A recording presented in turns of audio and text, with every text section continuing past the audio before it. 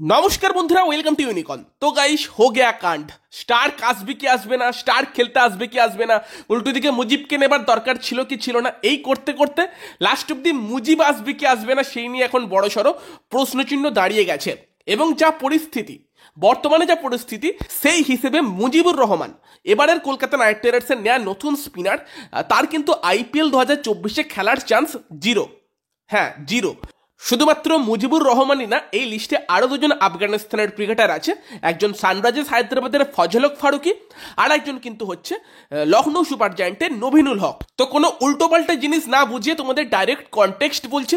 তো actually Afghanistan cricket board তারা কিন্তু এই তিন প্লেয়ারকে এনওসি দিতে চাইছে না, মানে নো অবজেকশন সার্টিফিকেট, যেটা পেলে তারা আইপিএল বা অন্যান্য টুর্নামেন্টে খেলতে পারবে, সেই সার্টিফিকেট আফগানিস্তান ক্রিকেট বোর্ডের তরফ থেকে দেওয়া হচ্ছে না। তার কারণ কি, এই তিন প্লেয়ার কিন্তু আফগানিস্তান ক্রিকেটের থেকে বেশি প্রায়োরিটি দিচ্ছে তাদের নিজেদের মানিকে। তারা বাইরের লিগে বেশি খেলতে চাইছে, আফগানিস্তান ক্রিকেট টিমের হয়ে খেলতে চাইছে না। এবং এই তিন প্লেয়ার আফগানিস্তান ক্রিকেট বোর্ডের কাছে রিকোয়েস্ট করেছিল তারা সেন্ট্রাল কন্ট্রাক্ট থেকে বেরিয়ে যেতে চায়। মানে প্রত্যেক বোর্ডের একটা অ্যানুয়াল সেন্ট্রাল কন্ট্রাক্ট থাকে, যেটা 2024 সাল শুরু হতে চলেছে, সেখান থেকে নতুন আর কি অ্যানুয়াল কন্ট্রাক্ট হবে। তো এই মুজিব, নভিনুল হক আর ফজল হক ফারুকি, এই তিন প্লেয়ার কিন্তু সেই কন্ট্রাক্ট থেকে বেরোতে চেয়ে তারা আফগানিস্তান ক্রিকেট বোর্ডকে জানিয়েছে। মানে যখন আফগানিস্তান ক্রিকেট টিমের কোনো ম্যাচ হবে তাদের ইচ্ছা মতো আর কি, তারা খেলবে কি খেলবে না সেটা তাদের উপর ডিপেন্ড করছে। তারা বাইরের দেশের লিগ, সেটা আইপিএল হোক, বিবিএল হোক, অথবা ধরো এখন তো প্রচুর লিগ চলছে, South Africa T20, IL T20, PSL, সব মিলে এইসব লিগে তারা ফোকাস করতে চায়। এবং এটার জন্যই আফগানিস্তান ক্রিকেট বোর্ড খেপেছে যে দেশের ওই খেলার তোমাদের ইচ্ছা নেই, তোমরা নিজেদের টাকা কামানোর জন্য বাইরের দেশের লিগগুলো খেলে বেড়াবে। তো তাই আফগানিস্তান ক্রিকেট বোর্ডের মনে হয়েছে তারা ন্যাশনাল ইন্টারেস্ট না, তারা নিজেদের ইন্টারেস্টের জন্য খেলছে, নিজেদের সুবিধার জন্য খেলছে, দেশের কথা না ভেবে।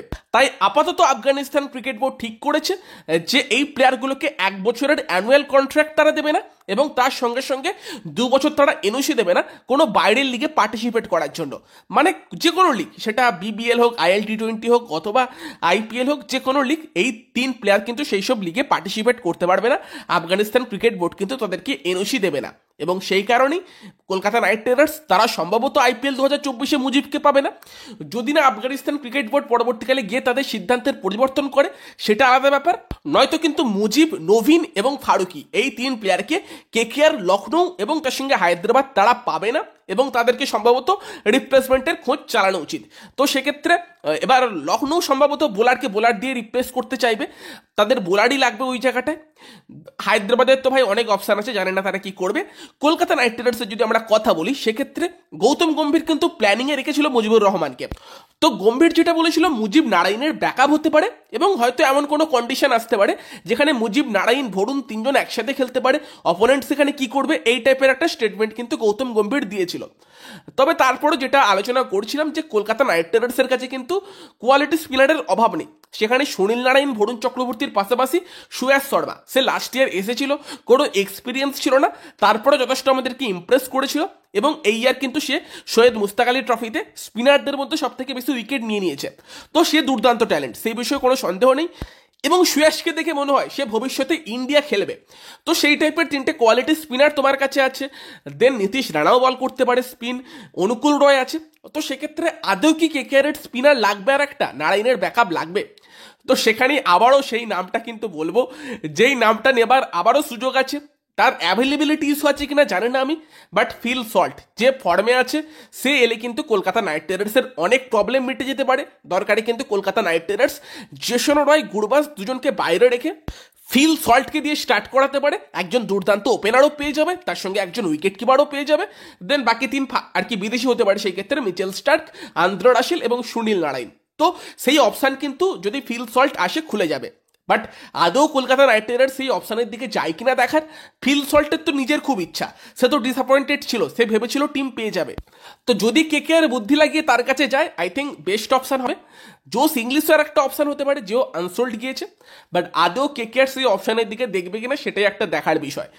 নয়তো আমরা দেখতে পাচ্ছি উইকেট কিপারের জায়গাটা একটু দুর্বল আছে, সেখানটা যদি ফিল সল্টকে নিয়ে আসে, কেকেআর টিমের কিন্তু কোনো সেরকম বড়সড় প্রবলেম থাকবে না। এবং ফিল সল্ট বর্তমানে দুর্দান্ত ফর্মে আছে, টি20-তে ব্যাক টু ব্যাক 100 মেরেছে। আই থিঙ্ক বেস্ট চয়েস হবে। নয়তো হয়তো যদি কেকেআর কোনো নারায়ণের ব্যাকআপ টাইপেরই স্পিনার আনতে যায়, সেক্ষেত্রে হয়তো আকিল হোসেনের মতো কাউকে নিয়ে আসতে পারে, অথবা কাইস আহমেদ আছে, আইপিএলে বোধহয় টিম পায়নি, আফগানিস্তানের একটা স্পিনার, সেও খুব ট্যালেন্টেড। আফগানিস্তানেরই ওয়াকার সালাম খেইল আছে, আরও একটা স্পিনার, ভালো স্পিনার, তো তারা অপশান হতে পারে। বাট পার্সোনালি আমাকে বললে আমি তো অবশ্যই ফিল সল্টকে দেখতে চাইবো, যদি সে পুরো আইপিএল অ্যাভেলেবেল নাও থাকে তারপরেও সে কিন্তু ভালো অপশান হতে পারে, কারণ কেকেআরের এই স্কোয়াডে সে কিন্তু খুব বেশি ব্যালেন্স প্রোভাইড করবে। বাকি তোমাদের মতামত কমেন্টে জানিও। আর নবীনুল হক, ফজল হক ফারুকি এবং মুজিবুর রহমান তারা কিন্তু আপাতত 2 বছরের জন্য কোনো বাইরের দেশের লিগ খেলতে পারবে না বলেই আফগানিস্তান ক্রিকেট বোর্ডের তরফ থেকে জানানো হয়েছে। এই খবরটাও জানিয়ে রাখলাম। ভিডিওটা ইনফরমেটিভ লাগলে লাইক করে দিও, শেয়ার করে দিও, আমাদের চ্যানেলে প্রথমবার এলে সাবস্ক্রাইব করে নিও। তো চলো গাইস, এই ভিডিওতে এই পর্যন্তই। Bye bye.